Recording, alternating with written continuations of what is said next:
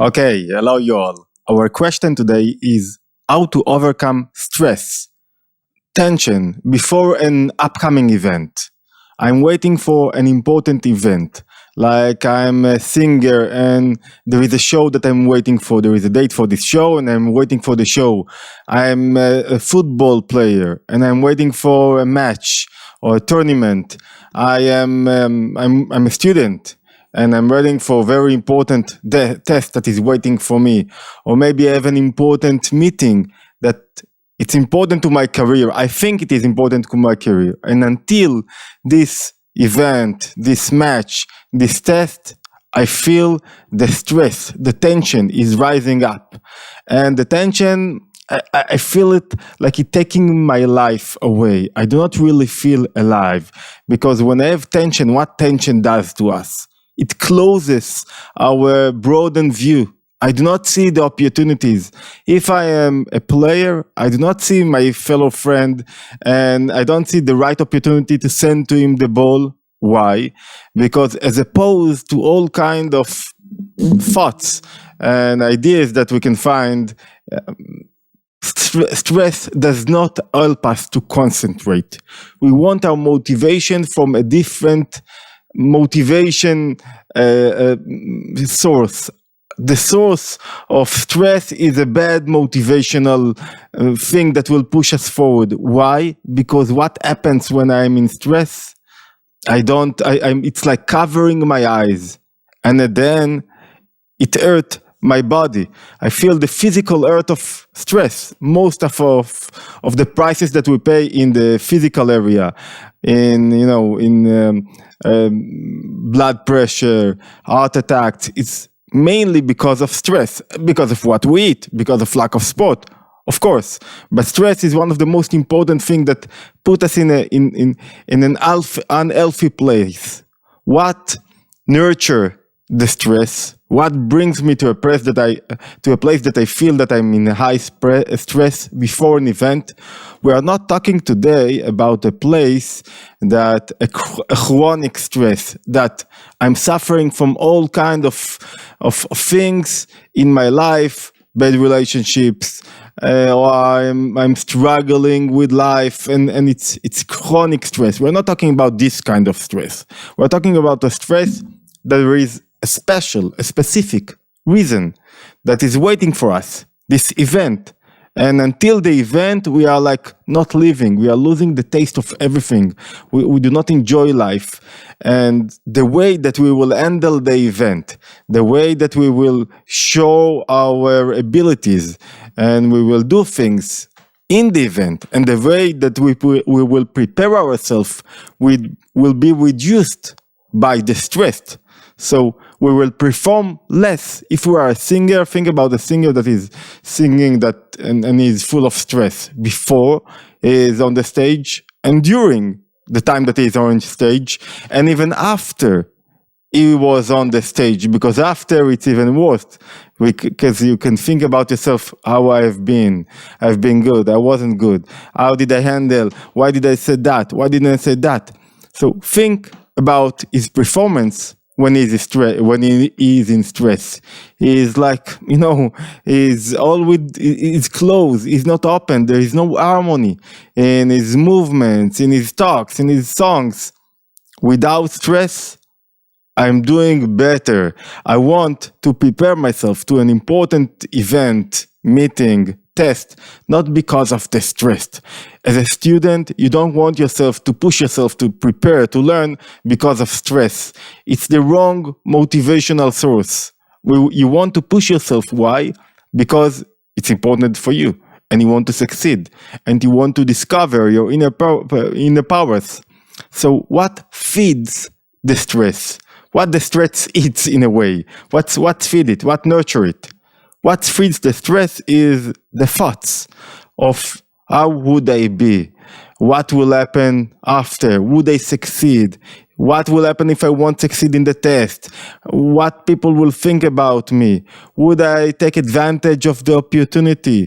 Maybe I won't be good enough. What will happen if I won't be good enough? And those kind of thoughts, that everything that is and everything that push them, that make them occur in my mind, are myself, my entity. In Judaism, in Jewish psychology, it's called my entity. According to Freud, it's my ego. What is ego? What is my entity? Entity, it's not pride. Pride, it's only one performance of the entity. My entity, it's like when I'm feeling myself very much, my ego is when it's all about me. When I'm only caring about me, what will happen to me? How would I succeed? I don't think about myself as someone that has to bring value to the world. And through this value, that it's my mission. And I'm not important through this process of bringing value to the world. I'm thinking about myself. What would I get out of it? How would people appreciate me? And when I'm in the middle, it's very dangerous. Why it is dangerous? Because I'm thinking only about myself, and it could arouse all kinds of undesirable emotions, like stress. And usually my entity, my ego, is running to two dimensions of time, to the past and to the future. And when I mean the future, it's not like thinking about the future, it's about thinking about what will happen to me in the future. Would I succeed, as we said? Would I be good enough? Would I take the opportunity? Would people love me, etc., etc.? And all those kind of questions about what will happen to me. And the most common thing in those thoughts about the future is uncertainty. I have no certainty about the future. I don't know what will happen, and I'm losing trust and confidence about the future. And also, the entity, the ego, loves to think, love to arouse thoughts about the past. How was I? Did I say the right words? I was okay. The people loved me. Why I didn't say this thing? Why I didn't act in that thing? And it takes me to a place that I do not feel life to the most. I feel the past or the future. And in order to break this tension and to reduce the amount of tension that I'm suffering for, in order to increase my performance and not to lose life through tension, I'm not living in the present. I'm living in the past, or I'm living in the future, but I do not live the present. So through this process, what should I have to do in order to reduce tension before an event? There are couple of steps that we can adopt and use them. The first one is to put back my entity, as we called it, my yeshut in Hebrew. It's like my being, to put it back to the present, not to the future, not to the past, to the present, to the place I'm here, I'm where, to live the present. What does it mean to live in the present? Usually I do it through my thoughts. Instead of thinking about what will happen or how have I been, and just one remark, what will happen with me? I don't really care about what will happen in the universe. I really care about what will happen with me. So instead of those kinds of thoughts, I should adopt thoughts about the present. What does it mean? Usually we can use all kinds of techniques that will help us be in the present. I can identify those thoughts that takes me to the present, to the past, or to the future, and then tell them, according to the Alter Rebbe, to Rabbi Shneur Zalman of Liadi words, I can smile to them. The fact that I can know my thoughts means that I am not my thoughts. So I can identify them. I can identify the thoughts that takes me to think about myself and uncertainty and thinking about what will happen. And then I tell them, no, I don't let you get into me. Instead of that, I'm doing something, maybe usually something very technical, something very practical that is connected to this moment. I'm walking in the garden. I'm doing breaths. I am thinking about this special moment and what this moment needs for me. What does it mean to me to clean the kitchen, to do all kinds of works without letting my thoughts running in all directions to the past and to the future. Why? In order to be in the moment. When I'm in the moment, when my thoughts are in the moment, I minimize those undesirable thoughts, that everything that is behind them is those emotions. That what is entity? What is me being? What is me in the center? What does it mean? It means that I feel. What does it mean that I feel? That there is an emotion that controls me. One emotion that gets out of measurement, and it's like emanate me in such a way that it tries to control my whole soul. What does it mean when I'm in anger? What power I do not discover? My mind, my brain. I cannot think. When somebody is angry about something else, or is now he has a craving to something and he must to fulfill his craving. What does it mean? It means that his mind now is not working. It's all about his desires. It's all about his anger. It's all about his emotions. So emotion, it's where my entity is more powerful, because that's where I feel. When I am contemplating and when I have my mind controlling my emotions, that's when I do not really feel. Because when somebody is trying to understand something, he is getting out of himself. It's not about him. It's about the thing that he is now connected to. Because you cannot understand something if it's all about you. You have to get out of yourself. So we said, when I succeeding to be in the moment, and it's a great secret to be in the moment, to live the present. It's very existential thing. It's like I'm trying to identify those thoughts that try to take me out of this moment, and do practical things that are connected to this moment. And while doing that, the pressure is being reduced. Why? Because I don't let my entity control me. My ego control me. It's the better word than entity, even though in Judaism, the entity, it's the right word, yeshut. Doing sports, but those kinds of sports that do not let me think too much. Sport that do not let me think enough. This is one thing that is very important to do. Try to live in the present, to be here. The more you'll think about the event, the more pressure you will put on yourself. Second, to remember that I am myself. As the Alter Rebbe is saying, I'm nothing. I'm not really important. Stop doing out of yourself something. You are not important. You're not important at all. You're just a remark in the line of history.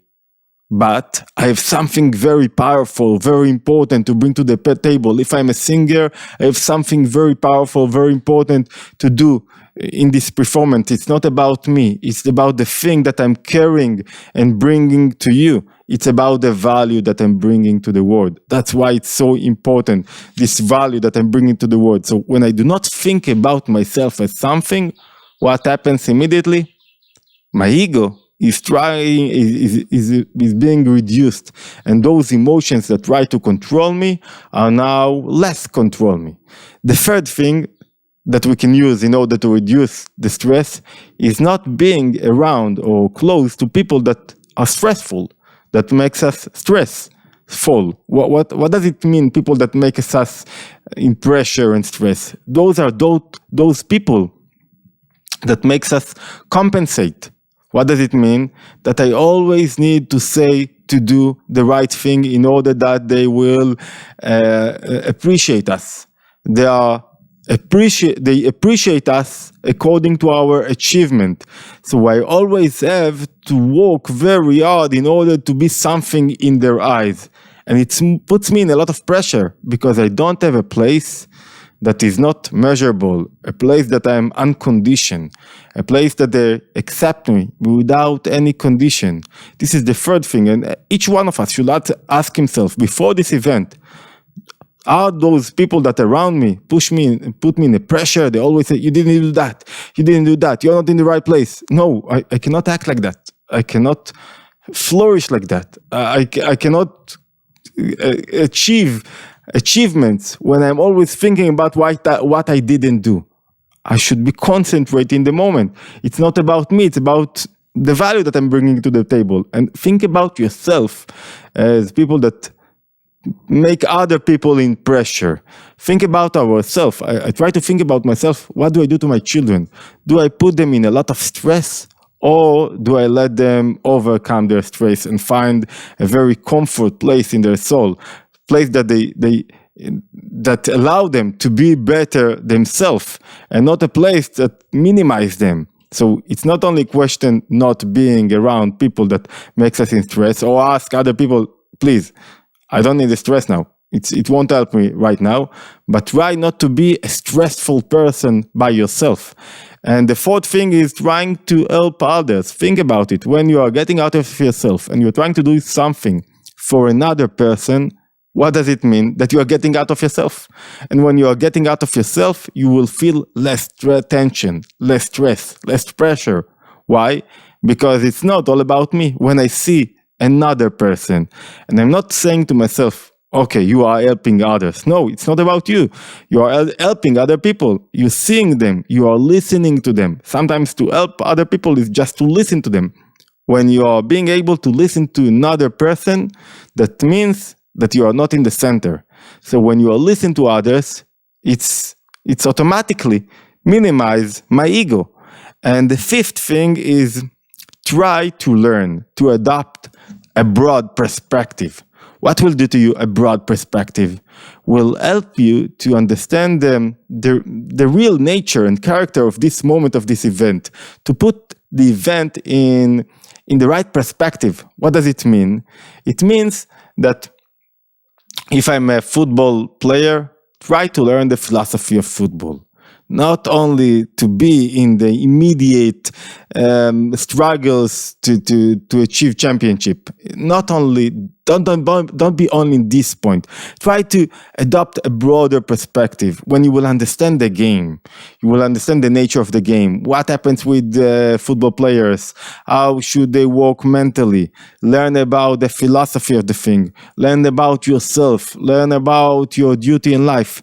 It will reduce the amount of stress that you are in. Why?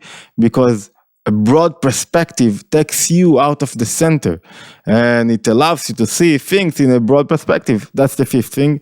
Another thing that every time help is to learn. Usually, learning contradicts stress, because when I have undesirable emotions, they control me. What does it mean? They control me. It means that my mind is not strong enough to reduce the power of those undesirable emotions, as we said before. And when I'm learning with someone, it's like I instruct myself, I teach myself, I order myself. Now, no thoughts about the future and no thoughts about the past are getting in you. Now I'm trying to concentrate. And when I'm with someone else, in Hebrew it's called chevruta, it's like having a friend that you can learn with, helps you what? To reduce the amount of stress. And the last thing, learn about trust, confidence, faith. What does it mean? Learn about that every moment is specific to you, is being made specific for you. If you don't have creator in your life, it could be like you are living in a mess. You are living in a world without order. World without order can take you to all kinds of thoughts about the world, and you will always think that you are a victim and you do not get what you deserve. When there is order and everything is precise, that means that you are reaching exactly what you deserve. And when you know you are getting exactly what you deserve, and even more than that, you feel, I'm not a victim. And when I'm not a victim, and everything will be just okay. And to teach myself to develop trust, it's to teach myself to develop, it's very easy for us to teach ourselves to develop anxiety and thoughts about what will happen. And the alternative is to teach ourselves not to think like that, to develop trust, to be sure that everything is gonna be good. And I will perform in a great way, and I'm loving the audience, and I'm loving the situation, and change our mindset from what will happen to me, what do I give to the world, and how much I'm grateful for this opportunity to give to this world. Okay, I remind you, we are in daily idbonenut, daily contemplation, daily meditation according to Jewish psychology. So you are welcome if you like our videos. We are trying to stay, to upload in Hebrew. We are uploading every day. I hope we will get to this in English. And I'm sorry for the gaps between the videos, but you are more than welcome to subscribe to our channel and to get more information through our WhatsApp group. In the link below, you can find it, and see you in the next video.